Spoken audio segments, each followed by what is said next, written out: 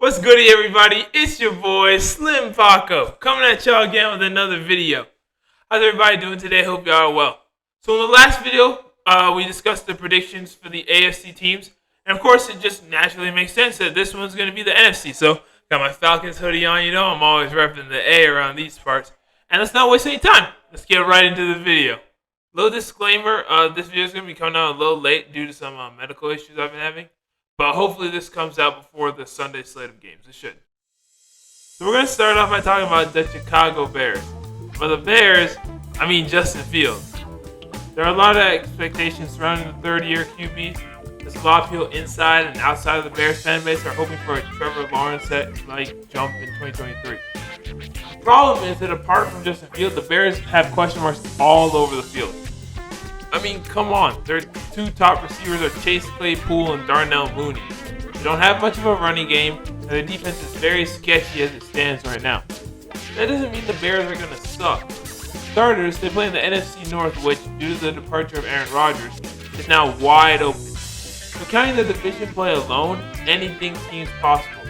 I think the Bears will have a good, not great season, but one that will make people pay attention. Next up, second in the NFC North, we got the Detroit Lions. And for what's probably the first time in the team's history, or at least since the Barry Sanders era, the Lions are expected by most to win the NFC North. Something that I'm inclined to agree with. The only major player the Lions lost during the offseason was Jamal Williams, but the rest of the team is pretty much intact from last year's Cinderella squad. Of course, they're going to be marshaled by ultra-inspiring head coach Dan Campbell, who I will personally go to war for. Lions probably have the best shot of any team in the division to win the division and ultimately make the playoffs. Jared Goff will have his weapons in Amon-Ra St. Brown and the return of Jameson Williams when he makes it back to the gambling division. The defense, which has studs like Adrian Hutchinson and Kirby Joseph, will be a force to reckon with this season. And I think the Lions are going to go, they have a chance to go pretty far. Well, let's see if they can keep Carolina to under 50 points this time. Bye, Aaron. Hope you find your dad. Now it's time for the Jordan Love era to begin in Titletown, and, well, there are definitely more questions than answers when it comes to Green Bay Packers. Now, they'll still have guys like A.J. Dillon carrying the ball. Love will have Christian Watson to throw the ball to. The defense, Devondre Campbell leads, and the secondary is very solid with Jair Alexander and Russell Douglas. The Packers are the youngest team in the league on average, which will make for a very interesting 2023. I really wouldn't be shocked if the Packers have found their third straight stud QB in a row. Living on a prayer would probably be the best way to describe the Minnesota Vikings last season, as they won 11 one-score games to finish with a 13-4 record and win the NFC North. This is a team that really is a curiosity. Remember, they have superstar wide receiver Justin Jefferson catching passes from a star quarterback Kirk Cousins. Nor Dalvin Cook, which means that as Alexander Madison sees in the land of 1,000 lakes. The Vikings defense isn't exactly the purple people eaters, allowing the 28th most points in the league last year, but they found a way to win games and win the division against all odds. I think that their luck will run out in 2023. It'll be a good team, but I'd be very surprised if they end up winning the division. I'm going to try and limit my biases here, but I'm being really for real when I say that the Atlanta Falcons are going to be legit. Especially just a relatively weak division of the NFC South. The defense was completely retooled by adding players like Calais Campbell and Jesse Bates. And of course, they're going to be bringing back Grady Jarrett, AJ Terrell. Added Jeff Okudah from the Lions, so he's going to be out week 1, but should be back for the rest of the season. Kyle Pitts is going to be back. They drafted Bijan Robinson to carry the rock and catch passes around the backfield. He's like a new age Marshall Faulk. I mean, the Falcons' offense with Robinson, Tyler Algier, Cordero Patterson is going to be mostly ground and pound. But at the same time, the pass game could be electric this year with Desmond Ridder, the second-year quarterback, getting his first real shot at playing the position, leading the squad's offense. He'll have his favorite target, Drake London. He'll have, like I said, Kyle Pitts is going to be back. I mean, they got Matt Holland, Scotty Miller from the Buccaneers. The Falcons, on paper, should really run the NFC South this year. There's a lot of excitement in the A around the Dirty Birds, man. Excitement I haven't seen since the Super Bowl campaign. Now it's all about putting in the work on the field and getting the job done. Rookie quarterbacks are really the move in 2023, and Bryce Young with the Carolina Panthers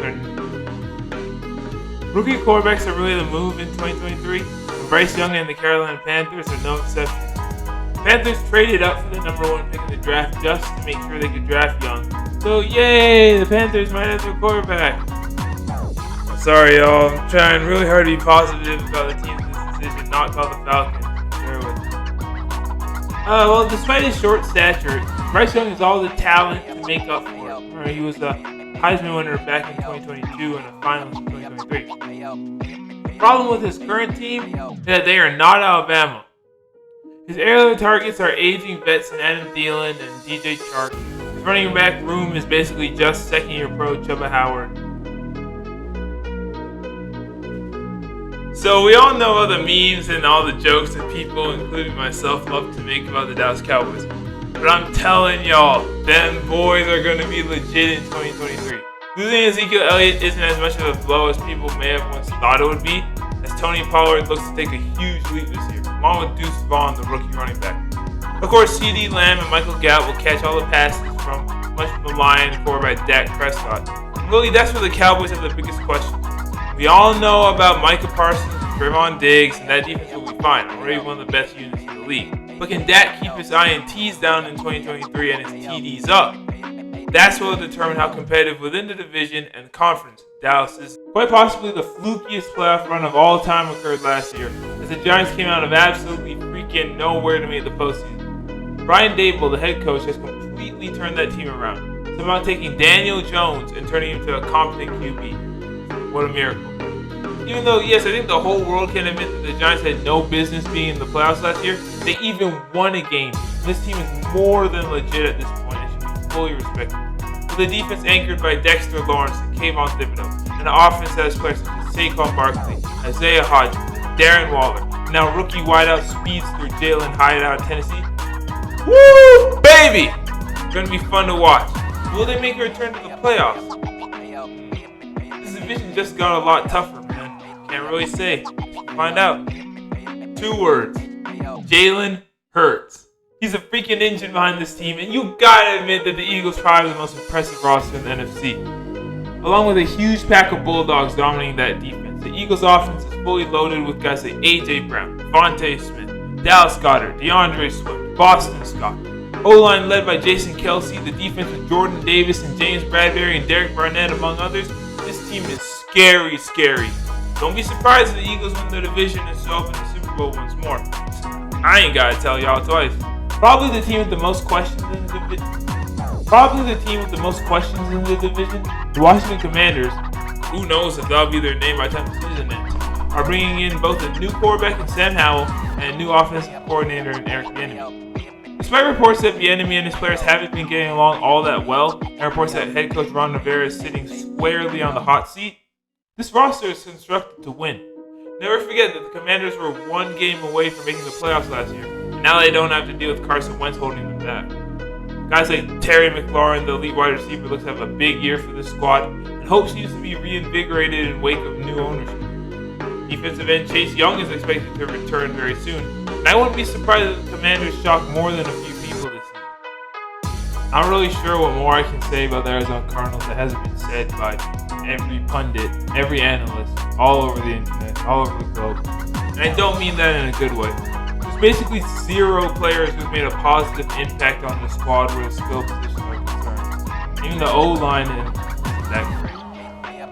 Kyler Murray out until November. There's not a lot of hope or really anything moving in the right direction for this team. Not to mention that they just traded away cornerback Isaiah Simmons for a 7th round pick. I mean, the tank for Caleb Williams couldn't be any more obvious. I'm sorry, Cards fans. I predict a long season for y'all in the desert. Injuries. That was the storyline for the Rams in 2022, and they're still dealing with them going through this season. Cooper Kupp's going to be out for 4 games. But hey, that's Super Bowl ring, right? Great. Of course, the Rams basically have no future at this point. Matthew Stafford is reportedly so out of touch with the young guys on this team that he can't make a connection with them. I mean, I don't remember Peyton Manning, Brett Favre, Tom Brady, or Aaron Rodgers ever having that problem. But enough with the semantics. What about the roster? How are they going to play in 2023? Well, for starters, the Rams defense is basically just Aaron Donald at this point. And though he's one of the best defensive players in NFL history, he can't do the job alone. On the offense, the Rams really don't have anyone who's not banged up right now. And even though I think they'll be a better team in 2023 than they were last season, that doesn't really mean much, all things considered. I mean, they have to play the Niners and Seahawks each twice this season. Those games might not work out so well for them, you know?